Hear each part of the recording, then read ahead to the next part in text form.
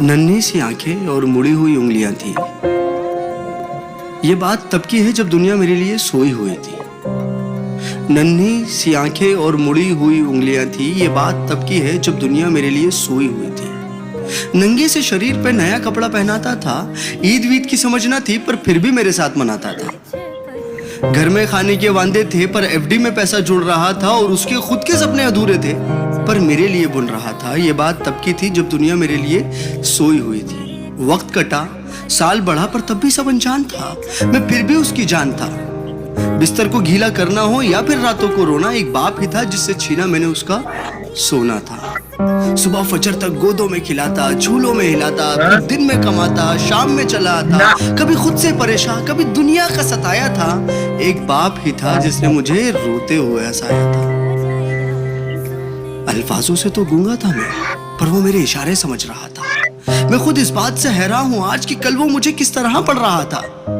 अब्बा तो छोड़ो यार, अभी आ भी निकला ना था पर वो मेरी हर फरमाइशों को पूरा कर रहा था और मैं भी उसके लाड प्यार में अब ढलने लगा था। घर से वो निकल ना जाए अब उसके कदमों पे नजरें रखने लगा था और मुद्दे तो हजार थे बाजार में उसके पास, पर कब ढल जाएगा सूरज उसको इसका इंतजार था। और मैं भी दरवाजे की चौखट को ताकता रहता था। जब होती थी दस्तक तो वॉकर से झांकता रहता था। देख के उसकी शक्ल में दूर से चिल्लाता था। जो भी इशारे मुझे आते थे उससे उसे अपने करीब बुलाता था। वो भी छोड़ छाड़ के सब कुछ मुझे सीने से लगाता था। कभी हवा में उछालता था, कभी करतब दिखाता था मेरी एक मुस्कान के लिए। कभी हाथी कभी घोड़ा बन जाता था और सो सकूं रात भर सुकून के साथ। इसीलिए पूरी रात एक करवट में गुजारता था। इसीलिए पूरी रात एक करवट में गुजारता था। पर वो बचपन शायद अब सो चुका था और मैं जवानी की दहलीज में कदम रखने लगा था। उसकी कुर्बानी को उसका फर्ज समझने लगा था। चाहे वो फिर खुद बिना पंखे के सोना हो या मुझे हवा में सुलाना, या फिर ईद का वो खुद पुराना कपड़ा पहनना हो और मुझे नया पहनाना, या तपते हुए बुखार में वो ठंडे माथे पे रखी हुई पट्टियां हो, या मेरी हर जिद के आगे झुक जाना। वो बचपन था, वो गुजर गया, वो रिश्ता था, वो सिकुड़ गया और मैं उस कुर्बानी के बोझ को उठा नहीं पाया। इसीलिए वो शहर में कहीं दूर छोड़ आया। नया शहर था, नए शहर की हवा मुझ पे चढ़ने लगी थी। अपने बाप की हर नसीहत मुझे एक बचपना लगने लगी थी। काम जो मिल गया था, पैसा जो आने लगा था, क्या जरूरत है बाप को, ये सोच मुझ में पलने लगी थी। और उधर मेरा बाप बेचैन था मेरी याद में कि कुछ रोज तो घर आजा बेटा, बस यही था उसकी फरियाद में। और मैं उससे हिसाब लेने लगा था जो दुनिया का कर्जदार बन चुका था। क्या जरूरत है तुम्हें अब्बू इतने पैसे की, अब ये सवाल करने लगा था। अब घड़ी का कांटा फिर पलट चुका था। कल तक मैं किसी का बेटा था, आज किसी का बाप बन चुका था और हसरतों का स्वेटर मैं भी बुनने लगा था।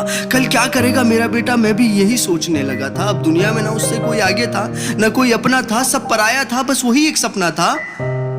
तब मुझ में एक जज्बात उमड़ने लगा था, जिस जज्बात से मैं हमेशा अनजान था कि कल क्या गुजरी होगी मेरे बाप पे। अब मुझे ये समझ आने लगा था, बेलोस मोहब्बत की मूरत होता है बाप। जो लफ्जों में ना बुना जाए और कलमों से जो ना लिखा जाए वो होता है बाप। जो रोते हुए को हंसा दे और खुद को माजूर बना के तुम्हें खड़ा कर दे वो होता है बाप। और ये एक मैसेज पूरी आवाम के लिए कि एक रोज तुम्हें एहसास जरूर होगा कि मसरूफ तुम थे, उम्र दराज वो होगा। एक रोज तुम्हें एहसास जरूर होगा कि मसरूफ तुम थे, उम्र दराज वो होगा। जिसकी उंगली का सहारा पकड़ के चला करते थे आज वही छड़ी का तलबगार होगा। और जिसके सदके में जी रहे हो आज, कल वो ना रहे तो क्या होगा।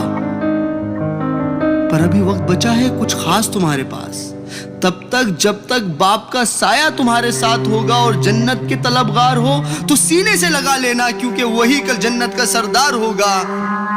सब गिले शिकवे मिटा के चिपक जाना उसको, क्योंकि आज तो बाप है पर वो कल तुम्हारे साथ ना होगा, कल तुम्हारे साथ ना होगा। और मैं इस नज़म का कोई नाम रख नहीं पाया क्योंकि मैं बाप को एक लफ्ज में बता नहीं पाया। Thank you.